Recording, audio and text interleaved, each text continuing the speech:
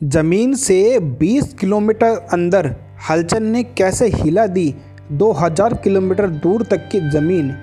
तुर्की भूकंप की पूरी कहानी जानिए। तुर्की में पहले भूकंप की गहराई करीब 20 किलोमीटर थी।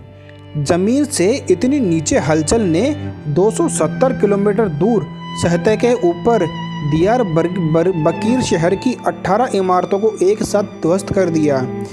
ये एक छोटा सा उदाहरण है प्रकृति की ताकत का। असल में भूकंप आ क्यों रहे हैं वो भी इतने ताकतवर, जानिए असली वजह। तुर्की में 6 फरवरी 2023 की सुबह 4:15 बजे से अब तक 550 बार धरती कांप चुकी है। रिक्टर पैमाने पर 7 तीव्रता के 2 बार भूकंप आए। 6 से 7 तीव्रता के बीच 3 भूकंप, 5 से 6 तीव्रता के 26 भूकंप और 4 से 5 तीव्रता के 185 भूकंप और 3 से 4 तीव्रता के 334 भूकंप आ चुके हैं। यानी 7.8 तीव्रता से जब धरती कांपी थी तब उससे निकली भूकंप की लहर 226 किलोमीटर तक तुरंत महसूस की गई। ताकतवर भूकंपों की गहराई 10 से 20 किलोमीटर के बीच थी। एक शहर है दियारबकीर। पहले ही झटके ने एक साथ 18 ऊंची इमारतों को गिरा दिया। पहली लहर का असर 2000 किलोमीटर तक महसूस किया गया। सबसे ज़्यादा असर तुर्की, सीरिया, लेबनान और साइप्रस में दिखाई दिया। हालांकि नुकसान सबसे ज़्यादा तुर्की और सीरिया में हुआ है। पिछले 36 से 40 घंटों में तुर्की में 550 बार भूकंप आ चुका है। पहले भूकंप के बाद अगले 14 घंटे में 200 भूकंप आ गए जो 3 तीव्रता के ऊपर के थे, क्योंकि इसके नीचे के महसूस नहीं होते हैं। ये सब हो क्यों रहा है अब हम आपको बताते हैं। क्योंकि तुर्की के नीचे की टेक्टोनिक प्लेट्स लगातार हिल रही है। अब अफरीन प्लेट की तरफ दबाव बना रही है, इसलिए यहाँ पर रिक्टर पैमाने पर 7 तीव्रता से ज़्यादा भूकंप आते हैं। इस नक्शे में आपको स्पष्ट तौर पर दिख रहा है कि एनाटोलियन माइक्रोप्लेट्स एजियन माइक्रोप्लेट्स की तरफ बढ़ रही है। उधर अरेबियन टेक्टोनिक प्लेट तुर्की की प्लेट को दबा रही है। ऊपर से यूरेशियन प्लेट अलग दिशा में जा रही है। इन प्लेटों की धक्का मुक्की से ताकत निकल रही है, उसी से पूरी धरती कांप रही है। असल में तुर्की की टेक्टोनिक प्लेट 2 हिस्सों में बटी है। पहली जिस पर इमारतें बनी हैं और दूसरी उससे काफ़ी नीचे। अब देखेंगे कि नीचे वाली प्लेट पहले पीछे थी, जो अब दबाव की वजह से लगातार आगे बढ़ रही है। यही नहीं, ये भी हो सकता है कि निचली प्लेट के खिसकने के चलते ऊपर की प्लेट भी फट जाए, बीच में एक बड़ी दरार बन जाए या पूरा देश 2 हिस्सों में बट जाए। क्योंकि माइक्रो प्लेट छोटी और कमज़ोर होती है। एनाटोलियन माइक्रो प्लेट्स बहुत ताकतवर नहीं है।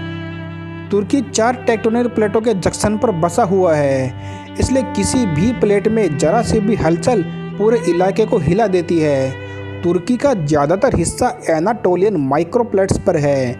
इस प्लेट के पूर्व में ईस्ट एनाटोलियन फॉल्ट है, बाईं तरफ अरेबियन प्लेट है, दक्षिण और दक्षिण पश्चिम में अफ्रीकन प्लेट है, जबकि उत्तर दिशा की तरफ यूरेशियन प्लेट है। तुर्की के नीचे मौजूद माइक्रो प्लेट्स विपरीत दिशा में घूम रहा है, यानी एंटी क्लॉकवाइज। इन छोटी प्लेट्स को अरेबियन प्लेट धकेल रही है। घूमती हुई एनाटोलियन प्लेट को जब अरेबियन प्लेट से धक्का लगता है तब ये यूरेशियन प्लेट से टकरा जाती है। इससे भूकंप आते हैं, वो भी 2-2 बार। पहले अरेबियन प्लेट की टक्कर से, दूसरा यूरेशियन प्लेट की टक्कर से।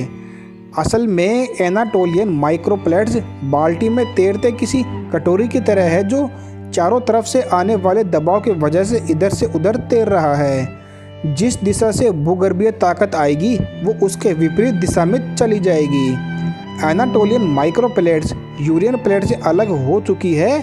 अब इसे अरेबियन प्लेट दबा रहा है, जबकि यूरेशियन प्लेट इस दबाव को रोक रही है। अफ्रीकन प्लेट लगातार एनाटोलियन के नीचे सरक रही है। ये घटना साइप्रस के नीचे हो रहा है। 30 अक्टूबर 2020 को तुर्की के समोस आइलैंड में खतरनाक भूकंप आया। भूकंप की तीव्रता 7 थी। ये हुआ इसलिए था क्योंकि एजियन और एनाटोलियन प्लेट्स का ऊपरी हिस्सा एक दूसरे से अलग हो रहा था। दोनों पूर्व और पश्चिम दिशा की ओर बढ़ रहे थे। इसकी वजह से उत्तर दक्षिण दिशा से नीचे के प्लेट ने जगह भरने की कोशिश की। उधर अफ्रीकन प्लेट ने यूरेशियन को धक्का देना शुरू कर दिया। इसकी वजह से ऊपरी का क्रस्ट कई छोटे छोटे प्लेट्स में बट गया, यानी माइक्रो प्लेट्स में बट गया। एजियन माइक्रो प्लेट्स काफ़ी सदियों से ज्वालामुखी और भूकंपीय गतिविधियों से जुड़े रहे हैं। जुलाई 1956 में 7.7 तीव्रता के भूकंप नक्सोस और सेंटोरिनो द्वीपों पर तबाही मचाई थी। इतना ही नहीं, 3650 साल पहले सेंटोरिनी में आए भयानक भूकंप की वजह से मियोआन सभ्यता का खात्मा हो गया था। इसलिए समोस आइलैंड पर आए भूकंप की स्टडी करना जरूरी था। ये स्टडी 22 मार्च 2021 को नेचर साइंटिफिक रिपोर्ट्स में प्रकाशित हुई थी। 7.7 तीव्रता तुर्की में आए आज भूकंप की बराबरी तीव्रता का भूकंप इससे पहले 1939 में आया था। उसमें 32,700 से ज़्यादा लोग मारे गए थे। 17 अगस्त 1999 में तुर्की के इजमित में भूकंप आया। इसमें 17,000 से ज़्यादा लोग मारे गए थे। उससे पहले 23 जुलाई 1784 को एर्जिकॉन में ऐसी भूकंप का तीव्रता आया जिसमें 5 से 10,000 लोगों के मारे जाने का अनुमान है।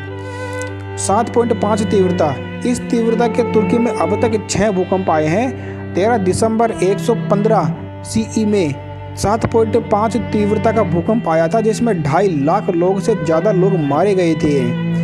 23 फरवरी 1653 को आए भूकंप में 2500 लोग मारे गए थे। 7 मई 1930 में आए भूकंप में 2500 से ज़्यादा लोगों की मौत हुई थी। 26 नवंबर 1943 को आए भूकंप में करीब 5000 लोग मारे गए थे। 1 फरवरी 1944 में फिर इसी तीव्रता का भूकंप आया, 4000 लोग मारे गए। 24 नवंबर 1976 को आए भूकंप में 4000 लोग मारे गए। 7.4 तीव्रता, इस तीव्रता का भूकंप एक ही बार आया है। ये बात है 2 जुलाई 1840 की। इस भूकंप में 10,000 लोग मारे गए थे। 7.3 तीव्रता, 3 अप्रैल 1881 में आए भूकंप से 7,866 लोगों की मौत हुई थी। अब भगवान। 10 अक्टूबर 1883 को आए भूकंप से 120 लोग मारे गए। 9 अगस्त 1953 को आए भूकंप से 216 लोग मारे गए। 7.2 तीव्रता, 10 दिसंबर 1509 में आए भूकंप से 10,000 लोग मारे गए। 3 अप्रैल 1872 में 1800 लोग मारे गए। 18 मार्च 1953 को 265 लोग। 12 नवंबर 1999 में 894 लोग मारे गए। 28 मार्च 1970 को 1086 लोग और 23 अक्टूबर 2011 को 604 लोग मारे गए। 7.1 तीव्रता, 22 मई 1766 को 4000 लोग मारे गए। 20 सितंबर 1899 को 1470 लोग मारे गए।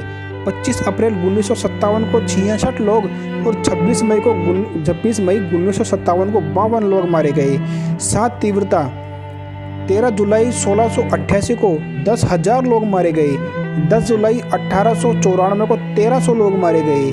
6 अक्टूबर 1964 को 23 लोग मारे गए। 20 दिसंबर 1944 को 3000 लोग मारे गए।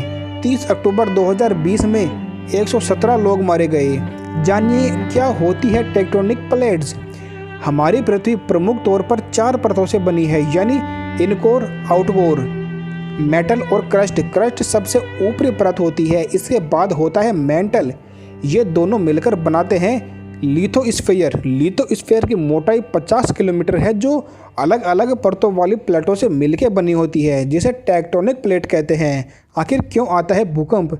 धरती के अंदर 7 टेक्टोनिक प्लेट हैं। ये प्लेट्स लगातार घूमती रहती है। जब ये प्लेट आपस में टकराती है, रगड़ती है, एक दूसरे के ऊपर चढ़ती है या उनसे दूर जाती है, तब जमीन हिलने लगती है। इसी के कारण भूकंप आता है।